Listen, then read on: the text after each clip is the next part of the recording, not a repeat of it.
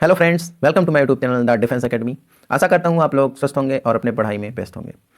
आज का एडिटोरियल मैं आपके सामने डिस्कस करने जा रहा हूँ, जो कि द हिंदू के न्यूज़पेपर से लिया गया है। तो आज का एडिटोरियल है अ टाइमली हॉल्ट। जो इसमें येलो कलर से हाईलाइटेड वर्ड्स हैं वो हमारे वो कैप्स होंगे और कुछ इंपॉर्टेंट चीज़ें, और जो हमारे रेड कलर से हाईलाइटेड वर्ड हैं वो हमारे क्या होंगे, सब्जेक्ट होंगे। ठीक, तो चलिए हम पढ़ते हैं कि अ टाइमली हॉल्ट ये एडिटोरियल है किस चीज़ के बारे में है।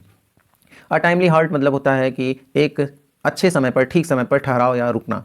ठीक, हॉल्ट मतलब होता है ठहराव और रुकना, टाइमली मतलब ठीक समय पर। ए हमारा हो गया ए। ठीक, ये था।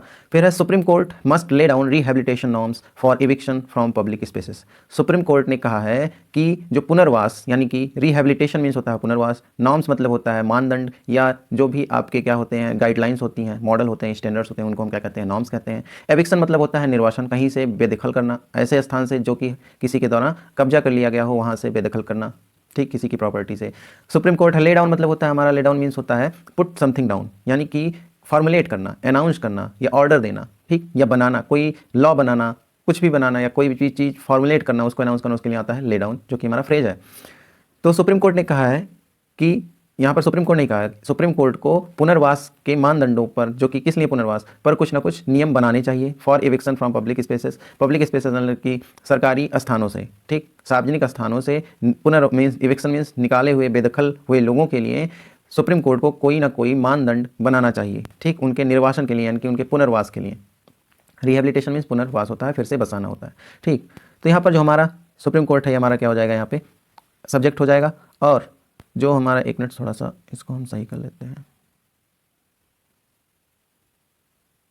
ये ओके, लेट्स स्टार्ट अगेन। तो हमारा जो ये मीन्स सुप्रीम कोर्ट है, ये हमारा क्या होगा, यहाँ पर सब्जेक्ट होगा। मस्ट, मस्ट मतलब होता है, ये मॉडल वर्ब है, जिसका मतलब होता है आवश्यक रूप से। ठीक, मीन्स एकदम ठीक ढंग से, मस्ट अवश्य करना चाहिए, जोर देता है करने के लिए। ठीक है, मस्ट मतलब जोर ही देगा, चाहिए ही तो चाहिए। ले डाउन हमारा फ्रेज हो जाएगा। एंड रिहेबिलिटेशन, रिहेबिलिटेशन मतलब होता है हमारा क्या, पुनर्वास करना, किसी को फिर से बसाना। नॉर्म्स मतलब होता है मानदंड। फॉर इविक्शन, फॉर हमारा प्रीपोजिशन हो गया। एंड इविक्शन मतलब हमारा हो जाएगा किसी को कहीं से बेदखल करना, निर्वासित करना। फिर from preposition. And public spaces मतलब कि सरकारी स्थानों से या सार्वजनिक स्थानों से। तो इविक्शन हमारा नाउन है, ले डाउन फ्रेज है, रिहेबिलिटेशन नाउन है, नॉर्म्स हमारा नाउन है। आगे बढ़ते हैं। आगे है कि the Supreme Court's timely intervention has halted the forcible eviction of some 50,000 people from Haldwani in Uttarakhand, where the occupants are accused of squatting on railway property for decades. The Uttarakhand High Court, sorry stoppage आ गया। तो the Supreme Court यानी कि Supreme Court का timely halt यानी कि ठीक समय पर, इंटरवेनिशन यानी हस्तक्षेप। इंटरवेनिशन मीन्स होता है हस्तक्षेप। एविक्शन मीन्स होता है निर्वासन, किसी को कहीं से बेदखल करना। ऑक्यूपेंट्स मतलब होता है कब्जे, जिसने कहीं पर कुछ कब्जा कर लिया हो उसको हम ऑक्यूपेंट्स बोलते हैं। ठीक, दखलकार या अधिभोक्ता हिंदी में बोला जाएगा। एक्यूज्ड ऑफ मतलब होता है दोषी ठहराना या किसी को आरोपित करना, आरोप लगाया गया हो। स्क्वैटिंग, स्क्वैटिंग मतलब होता है हमारा खाली मकान, किसी जगह पे या कोई भी ऐसी खाली स्थान है वहाँ पर उसके मालिक के बिना परमिशन के कब्जा कर लेना, उसको हम कहते हैं स्क्वैटिंग। ठीक, and on railway property for decades, तो ये था हमारा वर्ब मीन्स वो क्या है। इंटरवेनिशन हमारा नाउन होता है, एविक्शन भी हमारा नाउन होता है। जिस वर्ड का जो अंत होता है वो ION पे अगर जो हो रहा है किसी वर्ड का एंडिंग, तो वो हमारा नाउन हो जाता है। ऑक्यूपेंट्स आल्सो नाउन है। एक्यूज्ड ऑफ हमारा फ्रेज होता है। एक्यूज्ड मीन्स, एक्यूज्ड होता है वर्ब, इसके साथ ऑफ लगता ही लगता है। ठीक, सेट प्रीपोजिशन है। एक्यूज्ड का मतलब होता है आरोपी या दोषी ठहराना। स्क्वेटिंग ये भी हमारा एक नाउन है जो कि जीरंड फॉर्म में है। On railway property for decades. ठीक, तो सुप्रीम कोर्ट का जो ये टाइमली यानी कि ठीक समय पर हस्तक्षेप है, जो हस्तक्षेप किया है कहाँ पे, halted forcible eviction of some 50,000 peoples from Haldwani in Uttarakhand, यानी कि हल्द्वानी, उत्तराखंड में हल्द्वानी में जो 50,000 लोगों का निर्वासन है, कहाँ से, हाल्टेड, जहाँ पर वो ठहरे हुए थे, उनका जो फोर्सिबल इवेक्शन है यानी कि बलपूर्वक उनका निर्वासन किया गया है, उस पर जो सुप्रीम कोर्ट का हस्तक्षेप है वो काफ़ी मीन्स ठीक समय पर हस्तक्षेप किया है। ठीक, होयर जहाँ पर द ऑक्यूपेंट्स जो कब्जेदार थे यानी जिन्होंने कब्जा किया था, are accused of squatting on railway property for decades, जहाँ पर स्क्वेटिंग ऑन रेलवे प्रॉपर्टी का मतलब होगा कि जो रेलवे प्रॉपर्टी थी यानी रेलवे की जो प्रॉपर्टी थी उस पर वो काफ़ी दिन से मीन्स दशकों से क्या हुआ, कब्जा करके बैठे थे। ठीक, कब्जा करके बैठे थे या उन पर आरोप लगा हुआ है। ठीक है, या आरोप लगाया गया है। तो यहाँ पर जो द सुप्रीम कोर्ट है ये हमारा क्या है, सब्जेक्ट है सुप्रीम कोर्ट। टाइमली हमारा क्या हो जाएगा, एक तरह से आप कह सकते हैं एडजेक्टिव है या एडवर्ब भी बोल सकते हैं। इंटरवेनिशन एडवर्ब बोलेंगे क्योंकि एलवाई पे एंड हो रहा है, तो इंटरवेनिशन हस्तक्षेप है। हस्तक्षेप ये इसकी विशेषता ही बता रहा है। नाउन है जो कि हैज़, सुप्रीम कोर्ट का वर्ब है क्या, हैज़ हॉल्टेड। हैज़ के बाद वर्ब की थर्ड फॉर्म आती है, इसलिए वर्ब की थर्ड फॉर्म में ये हाल्ट के लिए हाल्टेड लगा है। द फोर्सिबल इविक्शन, इविक्शन हमारा नाउन है, इसकी विशेषता बता रहा है फोर्सिबल, और फोर्सिबल के पहले लगा है द, जिसे कहेंगे डिटरमाइनर। ठीक है, तो ये हमारा फोर्सिबल हो जाएगा एडजेक्टिव, इविक्शन हो जाएगा नाउन, द हो जाएगा डिटरमाइनर, ऑफ हो जाएगा प्रीपोजिशन, सम 50,000 पीपल्स फ्रॉम, फिर प्रीपोजिशन हल्द्वानी नाउन हो गया इन उत्तराखंड में, फिर जहाँ पर प्रोनाउन हो जाता है द ऑक्यूपेंट्स, ऑक्यूपेंट्स नाउन है, इसके पहले द आर्टिकल लग गया है जो कि डिटरमाइनर होगा, आर एक्यूज्ड, इसका ये हमारा यहाँ पर सब्जेक्ट हो गया, इसका वर्ब हो गया आर, एक्यूज्ड ऑफ वर्ब हो गया, squatting on railway property for decades, दशकों से वहाँ पर कब्जा करके बैठे हुए हैं, उनके लिए बात किया जा रहा है। ठीक, अब इसमें और कुछ इंपॉर्टेंट बात, फॉर या जो होता है फॉर, ये इसका सेंस होगा के लिए का सेंस में, जब यह परफेक्ट टेंस में लगता है तो ये किसी पर्टिकुलर टाइम को डिनोट करता है, फॉर या सेंस, सेंस जो होता है वो पॉइंट ऑफ टाइम को डिनोट करता है, और फॉर पीरियड ऑफ टाइम को डिनोट करता है। आगे है the Uttarakhand high Court had taken a tough stand against the resident. ठीक, तो जो उत्तराखंड हाई कोर्ट है उसने हैड टेकन लिया था अ टफ, एक कठिन स्टैंड या कदम, अगेंस्ट द रेजिडेंट्स, जो वहाँ के रहने वाले रेजिडेंट्स थे उनके खिलाफ एक कड़ा कदम उठाया था, and pass the sleeve of directions that would have entailed their eviction with in a week. ठीक, और पास किया था अस्लीव, स्लीव मतलब होता है एक काफ़ी लंबा चौड़ा, लार्ज अमाउंट कह सकते हैं, लार्ज नंबर ऑफ डायरेक्शंस, और एक काफ़ी लंबा चौड़ा है, ढेर सारे डायरेक्शंस यानी कि मानदंड कह सकते हैं। ठीक, दिशा निर्देश जारी किए थे कई सारे, दैट वुड हैव इंटेल्ड, जो कि किया हुआ था, मीन्स ऐसा होता है कि वुड हैव जब लग जाता है तो वहाँ होता का सेंस देता है। ठीक, पास्ट टेंस में दैट वुड हैव इंटेल्ड, इंटेल्ड का मतलब होता है किसी चीज़ को आवश्यक बनाना, नेसेसरी। ठीक, दियर इविक्शन, जो कि आवश्यक बना दिया था, क्या उनके एविक्शन, उनके निर्वसन को आवश्यक बना दिया, विद इन अ वीक, किस कुछ मीन्स एक सप्ताह के अंदर उनके निर्वसन को आवश्यक बना दिया था। बैक्ड बाय फोर्स, चाहे बैक्ड मीन्स होता है कि स्वयं पीछे हटना या पीछे हटना। ठीक है, बैक मतलब तो फोर्स के द्वारा हटाया जाए, इंक्लूडिंग, जिसमें इंक्लूड है, जिसमें शामिल है क्या, डिप्लॉयमेंट ऑफ पार्लियामेंट्री फोर्सेस, यानी कि पार्लियामेंट्री फोर्सेस का डिप्लॉयमेंट की तैनाती उसमें शामिल करते हुए। तो जो उत्तराखंड हाई कोर्ट था उसने जो है एक काफ़ी मीन्स स्ट्रिक्ट कदम उठाया था उन जो कब्जेदार थे उन लोगों के खिलाफ, और एक काफ़ी लंबी चौड़ी दिशा निर्देश जारी किया था, जो कि मीन्स जिसने किया हो, मीन्स ऐसा हो सकता है कि उन्होंने एक चाहे मीन्स फोर्स के द्वारा या जो पार्लियामेंट्री फोर्सेस को उनको शामिल करते हुए उन निर्वासन मीन्स जो रह रहे थे वहाँ पर रेजिडेंट्स, उनको ज़बरदस्ती वहाँ से इंटेल यानी इंटेल their forcefully, backed by force का मतलब क्या होगा, फोर्सफुली हो जाएगा जब किसी को फोर्स के द्वारा हटा रहे हैं, तो उनके जो निर्वसन था उसको उन्होंने क्या किया था, इंटेल किया था, यानी कि आवश्यक, नेसेसरी बना दिया था। ठीक है, बना दिया होगा, ऐसा था। अब यहाँ पर जो हमारा सब्जेक्ट है द उत्तराखंड हाई कोर्ट है, इसके लिए हैड टेकन आया है। हैड जो होता है हेल्पिंग वर्ब, ये पास्ट परफेक्ट को दिखाता है, पास्ट परफेक्ट टेंस का ये क्या होता है, हेल्पिंग वर्ब होता है। इसके बाद भी हमारा वर्ब का थर्ड फॉर्म आएगा, ए टफ स्टैंड अगेंस्ट। ठीक, अगेंस्ट लगा है, खिलाफ होता है, के खिलाफ, and pass the sleeve, A sleeve, sleeve मतलब बता ही दिया मैंने क्या है, लार्ज नंबर ऑफ। ठीक, ये हमारा नाउन होगा। ठीक है, और जब यह स्लीव, देखिए स्लीव का दो मीनिंग है, जब यह स्लीव वर्ब के रूप में आएगा तो उसका मतलब होता है मार डालना या हत्या कर देना। ठीक है, मार डालना या हत्या कर देना। Of directions that would have entailed, entailed हमारा क्या यहाँ पर हो जाएगा, इंटेल्ड हमारा वर्ब है, जिसका मतलब क्या होता है, नेसेसरी या वेरी इंपॉर्टेंट, बहुत ही ज़्यादा आवश्यक है। Their eviction in a week, week मतलब सप्ताह होता है। विदिन, विदिन जो है हमारा, विदिन हमारा एक प्रीपोजिशन है, जिसका मतलब होता है किसी भी निश्चित दायरे के अंदर, निश्चित टाइम लाइन के भीतर, ऐसा कहा जा रहा है। बैक्ड हमारा क्या हो जाएगा, यहाँ पर वर्ब हो जाएगा, इंक्लूडिंग अ डिप्लॉयमेंट, डिप्लॉयमेंट होता है तैनाती, डिप्लॉयमेंट हमारा नाउन हो जाएगा, और पार्लियामेंट्री फोर्सेस। तो इस द उत्तराखंड, जो द उत्तराखंड का वर्ब ये हो गया, and pass the sleeve of directions that would have entailed, ये दैट जो आया है, दैट हमारा क्या हो जाता है, ये एक तरह से रिलेटिव नाउन होता है, जो कि रिलेट करता है अपने पहले वाले वर्ड्स को, जो कि एंटीसीडेंट्स कहलाते हैं। डायरेक्शंस यहाँ पर हमारा हो जाएगा इसका सब्जेक्ट, और इसका वर्ब हो जाएगा वुड हैव, इंटेल्ड हैव आ गया है इसलिए वर्ब की थर्ड फॉर्म लगी है। दियर इविक्शन, उनका इविक्शन, दियर आया है इन रेजिडेंट्स के लिए, and with in a week, एक सप्ताह के भीतर। ठीक है, ये था यहाँ पर ग्रामर। आगे पढ़ते हैं। It is significant that the bench underscore the human angle to the issue and spoke about the need for rehabilitation before eviction while staying the order. It is significant means यह आवश्यक है, that की the bench means जो bench था, underscore मतलब रेखांकित किया, जोर दिया, द ह्यूमन एंगल का मतलब होता है हमारा मानवीय दृष्टिकोण। यहाँ पर ह्यूमन एंगल का मतलब क्या हो जाएगा, मानवीय दृष्टिकोण, टू द इशू एंड, तो जो मुद्दा था उसके लिए। ठीक, यह काफ़ी इंपॉर्टेंट था, सिग्निफिकेंट मतलब काफ़ी इंपॉर्टेंट था कि बेंच ने जोर दिया मानवीय दृष्टिकोण के मुद्दे पर जोर दिया, एंड स्पोक और कहा about the need for rehabilitation before eviction, कि निर्वसन के पहले उनका पुनर्वसन आवश्यक है, इसके बारे में कहा। व्हाइल जबकि, या कहते हुए, कॉन्ट्रा मीन्स व्हाइल कहते हुए, स्टेइंग द ऑर्डर यानी कि जो ऑर्डर दिया था हाई कोर्ट को उसको रोकते हुए कहा। ठीक। तो जो यह काफ़ी इंपॉर्टेंट है कि जो बेंच था उसने ह्यूमन मीन्स मानवीय दृष्टिकोण को ज़्यादा मीन्स कह सकते हैं उस पर ज़्यादा जोर दिया, उसको ज़्यादा वैल्यू दी, और जो उनके मीन्स निर्वसन के पहले उनका पुनर्वसन यानी उनको निकालने से पहले उनको उनके रहने की व्यवस्था करने की ज़रूरत के बारे में कहा। यह काफ़ी अच्छी बात है, इंपॉर्टेंट है। और यह कहते हुए उन्होंने जो है जो ऑर्डर दिया था हाई कोर्ट ने उसको रोक दिया, उस पर स्टे लगा दिया। ठीक। यहाँ पर हमारा इट जो है सब्जेक्ट है, इसकी वर्ब है इज। सिग्निफिकेंट मतलब होता है इंपॉर्टेंट। दैट हमारा रिलेटिव प्रोनाउन होता है जो कि रिलेट करता है। दैट द बेंच यहाँ पर लेकिन की का सेंस दे रहा है, तो यहाँ पर क्या हो जाएगा, हमारे कंजंक्शन हो जाएगा।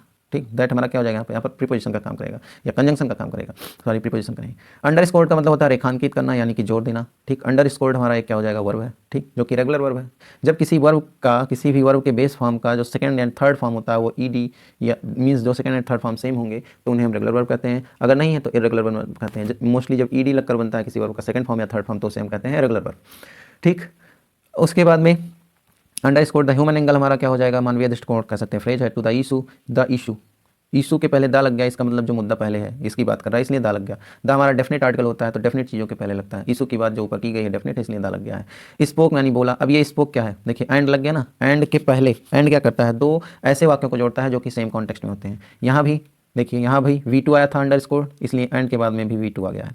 अबाउट के बारे में होता है जो कि हमारा प्रीपोजिशन है। द नीड यानी आवश्यकता। For rehabilitation before eviction, before भी हमारा एक प्रीपोजिशन है, इसका मतलब होता है पहले। एविक्शन नाउन है एंड रिहेबिलिटेशन नाउन है। फॉर हमारा प्रीपोजिशन है। व्हाइल हमारा यहाँ पर देखिए, व्हाइल के बारे में आपको हम विस्तार में बताते हैं। व्हाइल जो है ये तीन तरह से काम करता है। कैसे कैसे, या तो कंजंक्शन के रूप में होगा, या नाउन के रूप में होगा, या फिर ऐसे फॉर्मली यूज हो जाएगा। ठीक। तो कंजंक्शन के रूप में जब होता है तो यह कॉन्ट्राडिक्टरी कंजंक्शन है, या दो विरोधाभासी मीन्स वाक्यों को जोड़ेगा जिसमें उल्टा बातें, एक वाक्य में सीधा किया गया तो दूसरे वाक्य में उल्टा बात की जाएगी उसके विरुद्ध में। जब नाउन के रूप में होता है तो इसका अर्थ होता है समय की अवधि में, मीन्स टाइम फ्रेम में होता है कि क्षण भर, थोड़ी देर के लिए। ठीक। जैसे कहते नहीं है प्लीज़ बेटा व्हाइल, कुछ समय के लिए इंतजार करें। एंड जब फॉर्मल इसका यूज करते हैं तो इसका सेंस जबकि में निकलता है। ठीक। जैसे यहाँ पर यूज किया, यहाँ पर फॉर्मली यूज कर दिया गया है, जबकि का सेंस यहाँ निकलेगा। स्टेइंग द ऑर्डर हो गया। ठीक। तो ये था ग्रामर। आगे है in an earlier round of litigation over the same land which adjoins the Halwani railway station, court orders had allowed proceedings against individual occupants under the public premises eviction of unauthorized occupants act 1971 to be completed। तो यहाँ पर जो हमारा ये है, यहाँ पर इन्होंने क्या कहा, इन एन अर्लियर राउंड। ठीक। पहली बात तो लिटिगेशन मतलब होता है मुकदमा। ठीक। नाउन है। एडजॉइंस मतलब क्या होता है, जस्ट बगल, जो कि जुड़ा हुआ है किसी से। ठीक। उसे एडजॉइंस कहेंगे, जो कि जस्ट उसके बगल हो या उससे जुड़ा हुआ हो। नेबर कह सकते हैं, नेबर कह सकते हैं। इसका मीन्स सिनोनिम हो जाएगा नेबर, एबट या ज्वाइन या कंजॉइन। ठीक। फिर कोर्ट ऑर्डर्स हो गया। प्रोसीडिंग्स मतलब होता है सुनवाई, कानूनी कार्रवाई। प्रोसीडिंग्स के बाद लगता है अगेंस्ट। ठीक। ये इसका सेट प्रीपोजिशन है। Occupants under the premises act हो गया, खत्म। ठीक। तो यहाँ पर जो कह रहे हैं कि जो पहली मीन्स जो पहले मुकदमे थे, अर्लियर राउंड के जो मुकदमे थे, इसी सेम मीन्स लैंड पर जो कि हल्द्वानी रेलवे स्टेशन के बगल में या से जुड़े हुए थे, तो उस पर जो कोर्ट्स का ऑर्डर था उसने अलाउ किया था क्या, कानूनी कार्रवाई अगेंस्ट किसके खिलाफ, individual occupants under the public premises, जो कि पब्लिक प्रीमाइसेस एक्ट 1971 के अंडर। ठीक। इस तहत मीन्स इस एक्ट के तहत जो है कोर्ट ने प्रोसीडिंग्स कानूनी कार्रवाई को मीन्स मंजूरी दी थी किसके खिलाफ, इंडिविजुअल ऑक्यूपेंट्स मीन्स एक सिंगल या कोई अकेला ऑक्यूपेंट्स था, कब्जेदार था, उसके खिलाफ। टू बी कंप्लीटेड जो कि पूरी तरह से कंप्लीट हो गया है यानी कि पूरा हो चुका है। ठीक। उसके एविक्शन को मीन्स पूरा कर दिया गया है, यहाँ पर ये बात कर रहे हैं। फिर यहाँ पर अब देखते हैं एन अर्लियर राउंड। एन हमारा क्या है, आर्टिकल है। अर्लियर क्या है हमारा, अर्लियर हमारा हो जाएगा यहाँ पर एडजेक्टिव, एंड राउंड क्या हो जाएगा, नाउन। ठीक। हमारा सब्जेक्ट जो होता है ना मेनली वो कई सारे वर्ड से मिलकर भी बन सकता है। ठीक। या तो नाउन प्रोनाउन होगा, नाउन या प्रोनाउन हो जाएगा हमारा सब्जेक्ट, या तो पूरा फ्रेज हो जाएगा जिसमें जो सीक्वेंस होता है वो पहले आता है डिटरमाइनर, फिर आएगा एडजेक्टिव या एडवर्ब, फिर आएगा एडजेक्टिव, फिर आएगा नाउन या प्रोनाउन। तो इस सीक्वेंस में चलता है हमारा सब्जेक्ट। डिटरमाइनर क्या होते हैं, एंदा होते हैं। एडजेक्टिवल फ्रेज कोई भी एडवर्बल फ्रेज आ जाएगा, एडजेक्टिवल फ्रेज आ जाएगा या एडजेक्टिव आ जाएगा, फिर उसके बाद में नाउन फ्रेज भी आ सकता है, नाउन भी आ सकता है। ठीक। तो यहाँ पर जो अर्लियर है आप लोगों को दिख रहा होगा कि यहाँ पर जो अर्लियर है ये हमारा क्या है, एडजेक्टिव है, जो कि कंपैरिजन दिखाता है। ये अर्लियर है, पहले से बात कर रहा है इसलिए हो जाएगा। ये राउंड की बात कर रहा है, राउंड की विशेषता बता रहा है इसलिए अर्लियर है, क्वालिफाई कर रहा है उसको। लिटिगेशन एक नाउन है जिसका मतलब होता है मुकदमा। Over the same land which क्या हमारा है, व्हिच हमारा एक प्रोनाउन है। ठीक। अब ये व्हिच किसके लिए आ रहा है, सेम लैंड, ये जो पीछे बात की गई अर्लियर राउंड ऑफ लिटिगेशन उसकी बात कर रहा है। व्हिच एडजॉइंट्स, सेम लैंड जो है ना इस पर बात कर रहा है। व्हिच एडजॉइंट्स जो कि जुड़ा हुआ है किससे, द हल्द्वानी रेलवे स्टेशन से, हल्द्वानी रेलवे स्टेशन से जुड़ा हुआ था। ठीक। कोर्ट्स ऑर्डर हमारा यहाँ पर सब्जेक्ट हो जाएगा।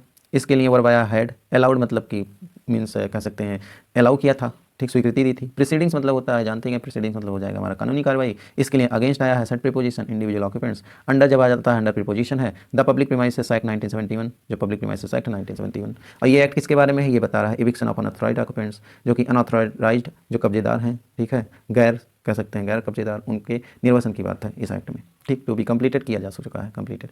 अब यहाँ पर देखते हैं, देखिए जो टू बी कंप्लीटेड है ना, बी के साथ में वर्ब की थर्ड फॉर्म आई है ना, और टू उसके पहले आया है, तो टू तो अपने साथ V1 लेता है, इसलिए बी आ गया।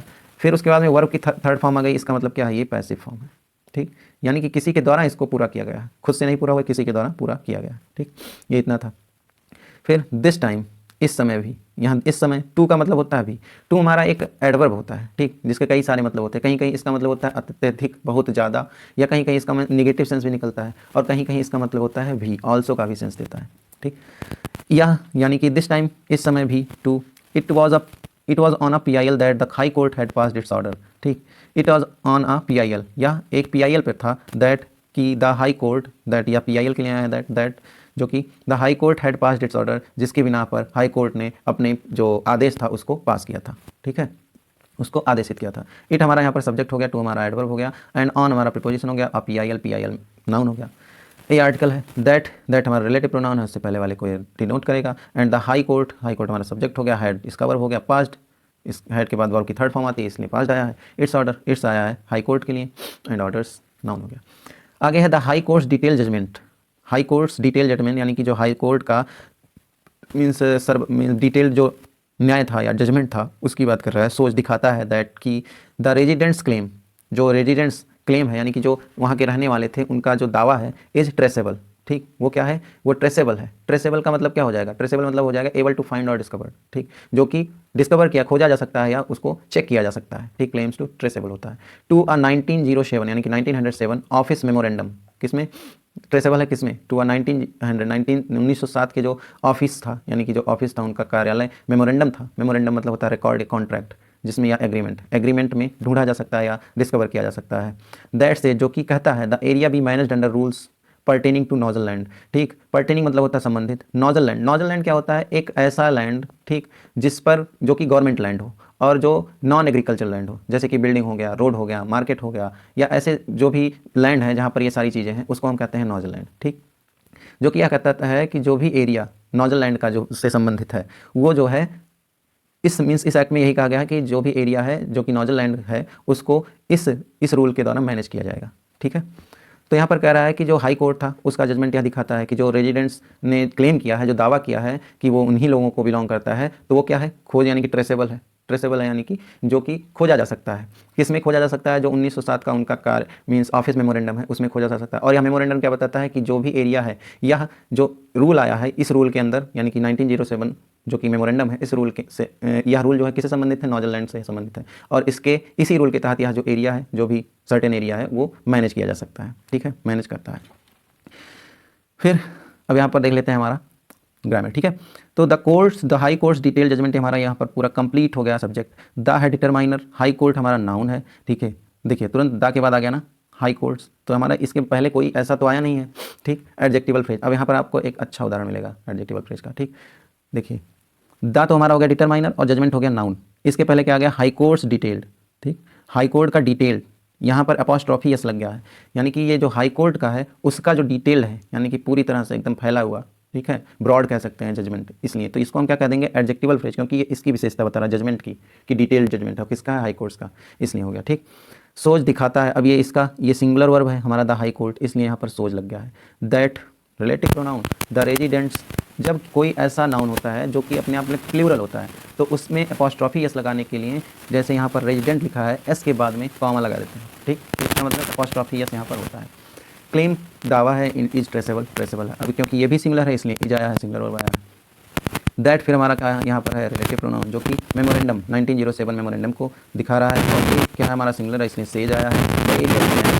ठीक, अब यहाँ पर देखिए जो एरिया है सेज कहता है बी मैनेज आया है कि वर्ब के फर्स्ट फॉर्म प्लस वर्ब की थर्ड फॉर्म, इससे पता चलता है यह पैसिव वॉइस है। अंडर रूल्स पर्टेनिंग मतलब होता है संबंधित, टू नॉजल लैंड, मैंने बता दिया। आगे the court has ruled that, ठीक, कि कोर्ट ने क्या बताया, रूल्ड किया, ठीक है, that it was not a government order but only a communication on how to manage the land, and it does not amount to declaring it as noble land, that is land that has fallen into the hands of the state by state, state बोलेंगे इसको, state.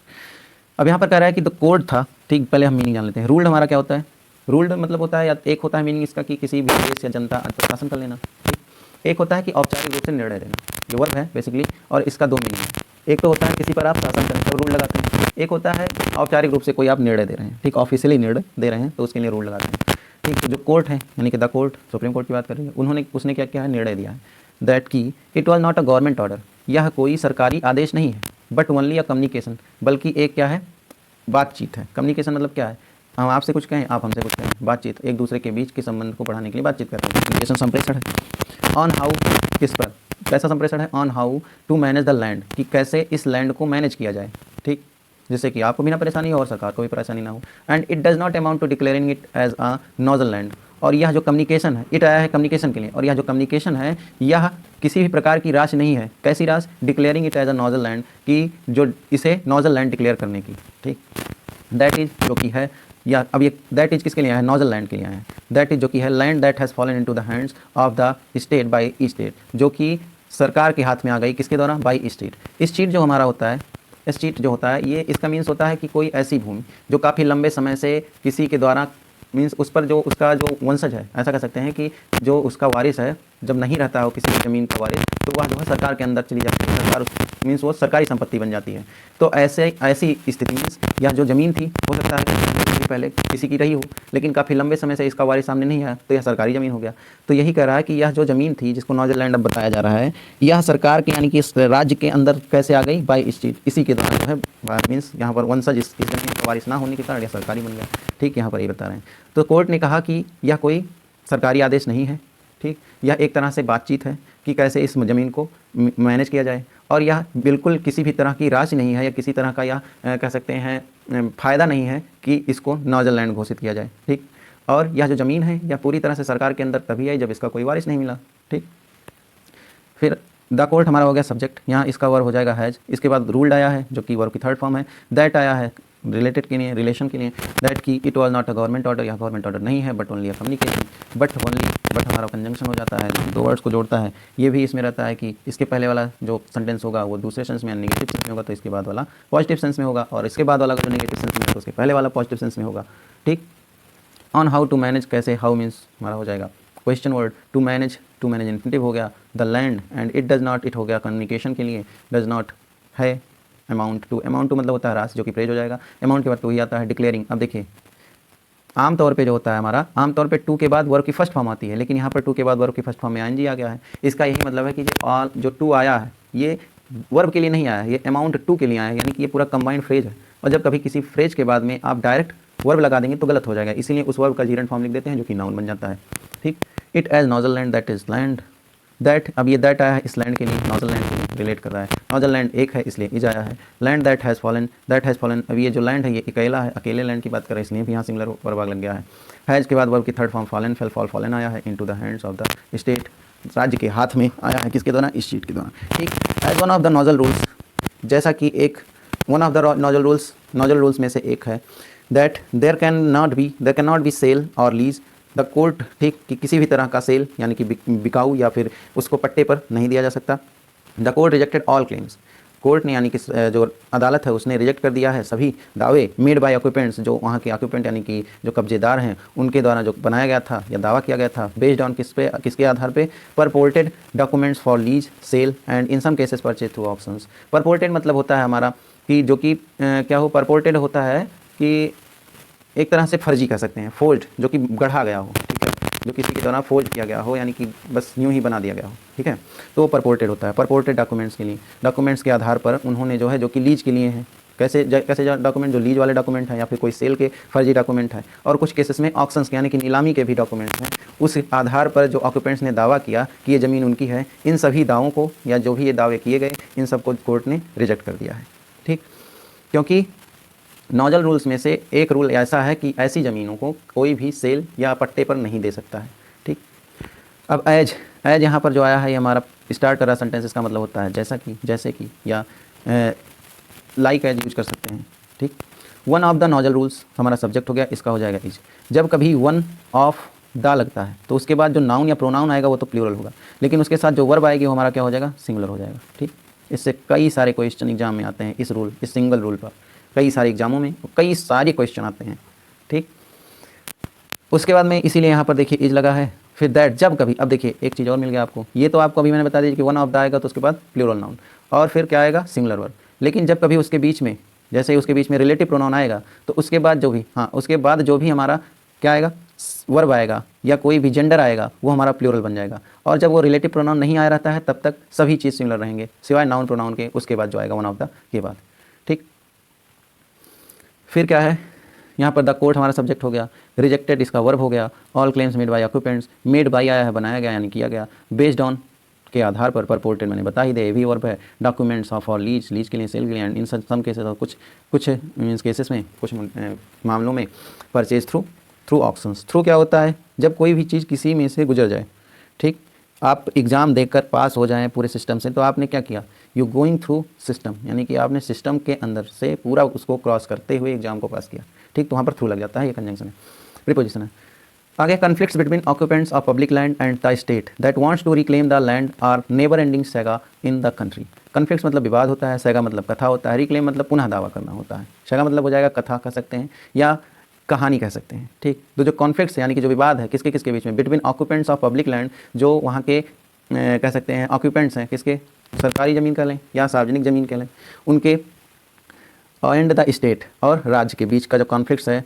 और यह राज्य क्या है, that wants to reclaim, राज्य जो कि पुनः दावा करता है या पुनः उस पर अपना अधिकार जमाना चाहता है, किस पर, द लैंड पर। ठीक, ये जो कॉन्फ्लिक्ट है ये क्या है, are a never ending saga, एक कभी ना ख़त्म होने वाली कहानी है, इन द कंट्री, राज्य मीन्स देश में।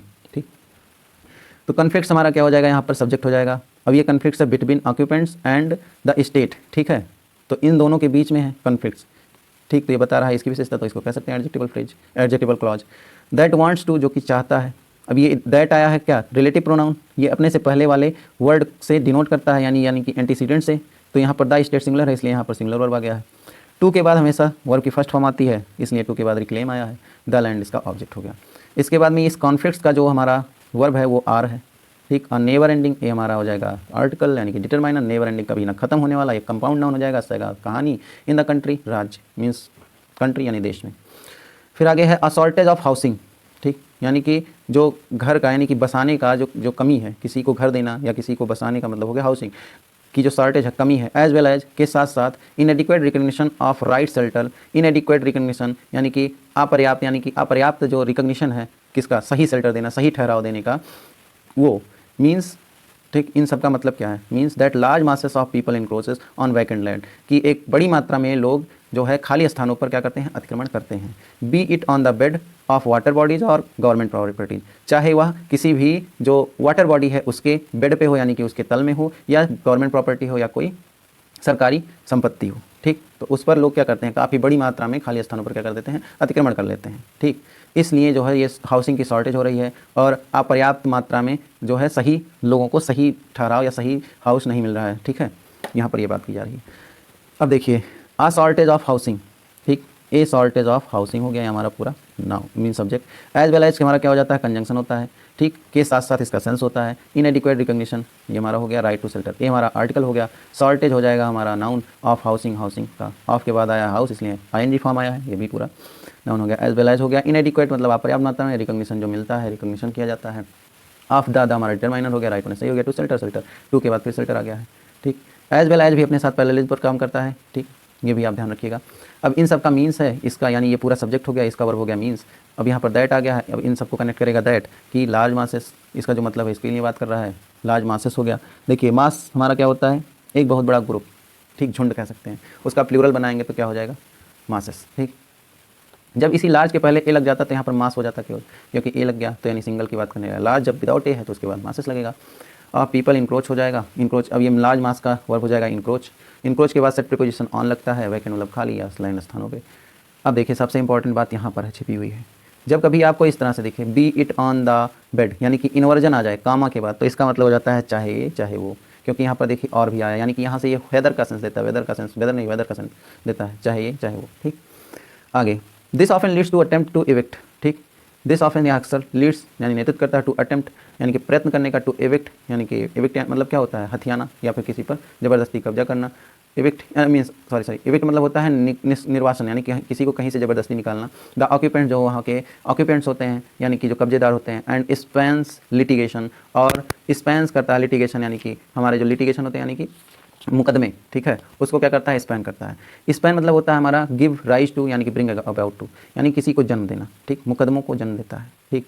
अब अगर जो कोई ज़बरदस्ती कहीं पर जाके रह रहा है या रहने का प्रयास कर रहा है, उसको हथियाने का प्रयास कर रहा है, तो इस तरह की चीज़ें किसी मुकदमे को जन्म नहीं देंगी, जाहिर तौर पर जन्म देंगी, ठीक। तो यही बात यहाँ पर की जा रही है। तो दिस हमारा क्या हो जाएगा, सब्जेक्ट। ऑफन अक्सर, ऑफन मतलब होता है अक्सर। लीड्स टू इसका वर्ब हो जाएगा टू अटेम्प्ट्स। अब देखिए यहाँ पर ऐसा आ गया है, क्यों आया है, लीड्स टू आया है ना, लीड्स टू, लीड अपने साथ टू लेता है इसीलिए लीड्स टू आया, और अटेम्प्ट्स हो जाएगा इस टू के लिए, ठीक। वैसे आई थिंक सो यहाँ पर एस नहीं आना चाहिए। टू एविक्ट यहाँ पर फिर से इन्फिनिटिव आ गया। The occupants and Spain litigation, जो भी ऑक्यूपेंट्स हैं, ठीक, ये इनका जो इविक्शन होता है ये क्या करता है, जन्म देता है, ठीक। Invariably there are claims to occupancy right based on long years of stay at the same location, ठीक। इनवेरिएबली मतलब क्या होता है, हमेशा या लगभग हमेशा। तो अक्सर यहाँ भी ऑफन का ही सेंस देगा इनवेरिएबली। अक्सर क्या होता है, there are claims to occupancy, occupancy मतलब होता है कब्जा या पट्टा, ठीक है।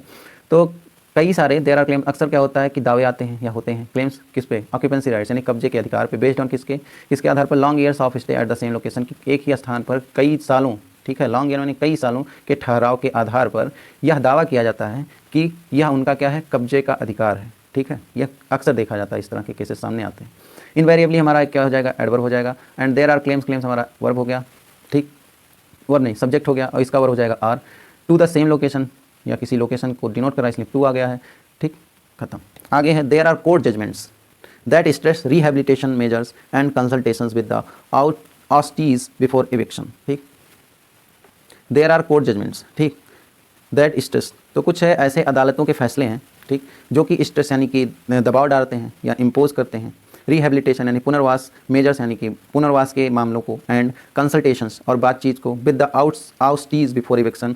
आउस्टीज मतलब होता है ऐसे लोग जो कि किसी स्थान से उनको निकाला जा रहा है, ठीक है, इलीगली किसी स्थान पे वो रह रहे हैं और उस स्थान से उनको जो है हटाया जा रहा है या उस ज़मीन से उनको हटाया जा रहा है, तो उनको कहते हैं आउस्टीज, ठीक।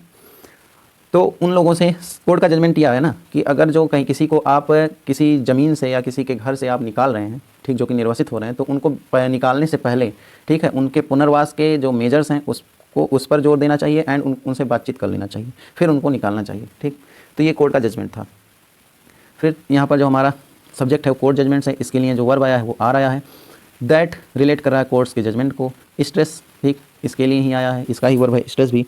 स्ट्रेस मतलब दबाव डालता है, प्रेशर करता है। रिहेबिलिटेशन नाउन है, मेजर्स भी नाउन है, एंड सेम प्रीपो कंजंक्शन है जो कि पहले लाइन पर काम करेगा। यहाँ पर रिहेबिलिटेशन आया था, नाउन आया था, तो इसलिए कंसल्टेशन आ गया है। With the oustees before eviction, before मतलब प्रीपोजिशन हो गया, के पहले होता है, इविक्शन मतलब निकालना या निर्वासन करना। Some courts have also recorded the view that mandatory rehabilitation may prove to be an incentive for encroachment. तो कुछ अदालतों ने have also यह भी रिकॉर्डेड किया, इस तरह के जो दृष्टिकोण है उसको भी रिकॉर्ड किया, दैट की जो मैंडेटरी रिहेबिलिटेशन की, मैंडेटरी यानी कि आवश्यक पुनर्वास, ठीक है, ज़रूरत यानी कि ज़रूरी जो पुनर्वास है, मे प्रूव यानी कि साबित हो सकता है to be an incentive. Incentive मतलब हमारा होता है, इंसेंटिव इंक्रोचमेंट है ना, इंसेंटिव मतलब हो जाएगा प्रोत्साहन देना या प्रेरक बन जाएंगे, ठीक, किसी भी को इंकरेजमेंट कह सकते हैं इसको, इंसेंटिव को, ठीक है।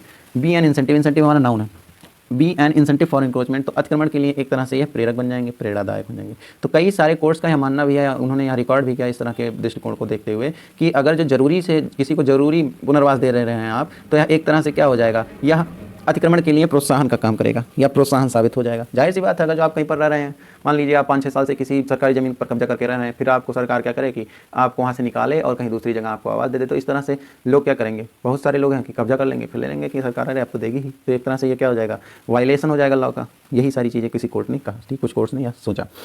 तो यहाँ पर सम कोर्ट्स हमारा क्या हो जाएगा, सब्जेक्ट इसके लिए है आया, ये प्लूरल है इसलिए प्लूरल वर्ब आया है। Also recorded the view that आया है या व्यू के लिए, और मैंडेटरी मतलब जरूरी होता है, रिहेबिलिटेशन नाउन हो गया। में हमारा क्या हो जाएगा, मॉडल वर्ब हो जाएगा, प्रूव में उसका मेन वर्ब हो जाएगा।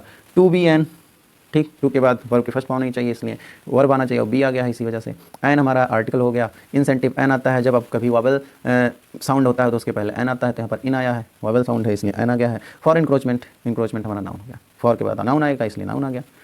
आगे है द हल्द्वानी इविक्शन एफर्ट। तो जो हल्द्वानी का निर्वासन करने का, जो हल्द्वानी निर्वासन का एफर्ट है, यानी कि जो उसका शक्ति है, has unfortunately taken communal overtones. ठीक, अनफॉर्चुनेटली मतलब होता है दुर्भाग्यपूर्ण, टेकन ले लिया है, कम्यूनल यानी कि सांप्रदायिक, ओवरटेन मतलब ओवरटोन मतलब सांप्रदायिक रंग कह सकते हैं। ठीक है, ओवरटोन मतलब क्या हो जाएगा, सांप्रदायिक रंग ले चुका है। ठीक है, तो यह जो हल्द्वानी का इविक्शन एफर्ट था, ये दुर्भाग्यपूर्ण से सांप्रदायिक हो चुका है, सांप्रदायिक रंग ले चुका है। And there appears to be a claimer. Claimer मतलब होता है शोर शराबा, कोलाहल, कोलोजल बोल सकते हैं इसका एक synonym, for their early eviction of Muslim residents. ठीक, अब ये किस तरह का कोलाहल बन गया है और यह कैसा प्रतीत हो कोलाहल, क्योंकि किसके लिए, क्योंकि पहले जो है मुस्लिम रेजिडेंट्स को वहाँ से निकाला जा रहा है। तो ये जो पहले मुस्लिम रेजिडेंट्स को वहाँ से निकाला जा रहा है, ये एक तरह से क्या है, कोलाहल मचा दिया है या शोर शराबा मचा दिया है। ठीक है, तो हल्द्वानी इविक्शन का जो एफर्ट था, ये दुर्भाग्यपूर्ण से क्या हो गया, कम्यूनल हो गया, यानी कि सांप्रदायिक हो गया। क्यों हो गया, क्योंकि उस जो यानी कि जो वहाँ पर रह रहे थे, उनमें से जो सबसे पहले किसी को अगर निर्वासित किया जा रहा है तो वो मुस्लिम रेजिडेंट्स हैं, इसीलिए। ठीक, यह एक तरह से कोलाहल बन गया है या शोर शराबा बन गया है, गड़बड़ी बन गई है कह सकते हैं। द हल्द्वानी इविक्शन हमारा क्या है, सब्जेक्ट है। इसके लिए वर्ब आया हैज, अनफॉर्चुनेटली हमारा एक एडवर्ब है, टेकन हमारा वर्ब हो जाएगा जो कि हैज के लिए आया है। अब ये वर्ब की विशेषता बता रहा है, क्वालिफाई कर रहा है। कम्यूनल हमारा क्या हो जाएगा, नाउन, ओवरटोन्स नाउन हो गया। एंड हमारा हो जाएगा प्री कंजंक्शन, देयर अपीयर्स, ऐसा प्रतीत होता है, टू बी अ क्लेमर। अब देखिए, अभी मैंने पैरेलल टेंस पे बात किया, ये हमारा पूरा प्रेजेंट टेंस में है, इसलिए ये भी हमारा प्रेजेंट टेंस में हो गया। ठीक, there appears to be a claimer. अब इस अपीयर्स जो कि टू बी का वर्ब है, टू बी हमारा यहाँ पर सब्जेक्ट हो जाएगा। अ क्लेमर, एक क्लेमर यानी क्लो हलाहल, फॉर अर्ली हो जाएगा, फॉर हमारा प्रीपोजिशन है द अर्ली, एविक्शन नाउन हो जाएगा, अर्ली एडजेक्टिव हो जाएगा, ऑफ मुस्लिम रेजिडेंट्स का। ठीक, आगे India does not have a good record on rehabilitation of those evicted from public spaces. Bharat का डज नॉट हैव के पास एक गुड रिकॉर्ड, एक अच्छा रिकॉर्ड नहीं है, किस पर, रिहेबिलिटेशन पुनर्वसन पर, ऑफ दोज ऐसे लोगों के पुनर्वसन पर, इविक्टेड फ्रॉम पब्लिक स्पेसेस जो कि सार्वजनिक सभा यानी सार्वजनिक स्थानों से निकाले गए हैं। कैसे, ऐसे लोगों के। ठीक है, तो इस तरह से लोगों को पब्लिक यानी कि सार्वजनिक स्थानों से निकालने का जो पुनर्वसन है, इसमें इंडिया का कोई अच्छा रिकॉर्ड नहीं है। एंड दिस केस प्रेजेंट्स, और यह केस प्रस्तुत करता है, एन अपॉर्चुनिटी, एक मौका, एक अवसर, टू द सुप्रीम कोर्ट के लिए, to lay down the law on meaningful rehabilitation as well as effective prevention of encroachment. और इस तरह का जो मौका है, यह सुप्रीम कोर्ट के लिए एक तरह का मौका है, जिससे कि सुप्रीम कोर्ट क्या कर सकती है, ले डाउन मीन्स कानून बना सकती है या अनाउंस कर सकती है द लॉ, या बना सकती है लॉ को, ऑफ मीनिंगफुल, जो कि एक मीनिंगफुल हो, उचित हो, रिहेबिलिटेशन पुनर्वसन, as well as effective prevention of encroachment, और एक तरह से इफेक्टिव प्रिवेंशन हो, यानी कि बचत कह सकते हैं, बचाव कह सकते हैं, इंक्रोचमेंट का, अतिक्रमण से बचाव का। तो यह सुप्रीम कोर्ट के लिए एक मौके की तरह है कि सुप्रीम कोर्ट जो इस तरह के मीनिंगफुल रिहेबिलिटेशन पर कानून बनाए। ठीक है, और साथ ही साथ जो है एक अच्छी तरह से, यानी स्ट्रॉन्ग क्या हो जाएगा, प्रिवेंशन हो जाएगा, प्रिवेंशन यानी बचाव हो जाएगा, किससे, इंक्रोचमेंट, अतिक्रमण से। तो इस तरह के मामलों पर सुप्रीम कोर्ट क्या है, सुप्रीम कोर्ट के पास मौका है कि इस तरह के मामलों पर एक अच्छा कानून बनाए। ठीक, अब यहाँ पर हमारा इंडिया का हो जाएगा, सब्जेक्ट हो जाएगा, इसका वर्ब हो जाएगा डज नॉट एंड हैव। जब डज नॉट हैव आ जाता है, इसका मतलब है के पास नहीं है। जैसे आई हैव अ पेन, तो आई हैव अ पेन, तो यहाँ पर जो मेन वर्ब हो जाता है हैव हो जाता है, तो इस यहाँ पर ये सिंपल प्रेजेंट टेंस का काम करता है। इसी तरह जब इसका नेगेटिव बनाना होता है तो हम इसके पहले हेल्पिंग वर्ब का यूज करेंगे, तो ये नेगेटिव बनेगा, तो इसलिए आई डोंट हैव पेन कहते हैं। तो इसी तरह इंडिया डज नॉट हैव, तो यहाँ पर ये हैव जो है ये past perfect means perfect tense को नहीं डिनोट कर रहा है, ये परफेक्ट नहीं, प्रेजेंट सिंपल टेंस ही है। ठीक है, a record, a good record क्या है हमारा यहाँ पर, ऑब्जेक्ट हो ही जाएगा हैव का। ऑन रिहेबिलिटेशन हमारा नाउन हो जाएगा, ऑन हमारा प्रीपोजिशन हो जाएगा। ठीक, ऑफ दोज जो भी इविक्टेड यानी कि निर्वासित किए जाते हैं, निकाले जाते हैं, फ्रॉम पब्लिक स्पेसेस सार्वजनिक सभाओं से। एंड हमारा फिर कंजंक्शन आ गया, जो कि फिर से यहाँ भी पूरा सेंटेंस क्या था, प्रेजेंट टेंस में, तो इसलिए यहाँ भी पूरा सेंटेंस हमारा प्रेजेंट टेंस में हो गया। उसके में ले डाउन हमारा क्या हो जाएगा, फ्रेजल हो जाएगा, the law on meaningful rehabilitation as well as conjunction हो जाएगा। तो यहाँ पर ऑन मीनिंगफुल रिहेबिलिटेशन है, इसलिए यहाँ भी नाउन आ गया है, यहाँ नाउन, यहाँ भी नाउन, एज वेल एज भी पैरेलल पर काम करता है। तो ये था हमारा आज का एडिटोरियल, जो कि काफ़ी अच्छा एडिटोरियल था। इसमें काफ़ी सारे वर्ड्स थे, काफ़ी सारे ग्रामर्स थे, तो इससे आपको काफ़ी कुछ सीखने को मिला होगा। I hope you have liked this session, and if you are liking this session and your soul wants that you should subscribe my channel, so please do subscribe my channel and share to your friends, and we will meet tomorrow with a new article, even it will be a editorial again. Okay, thank you for all.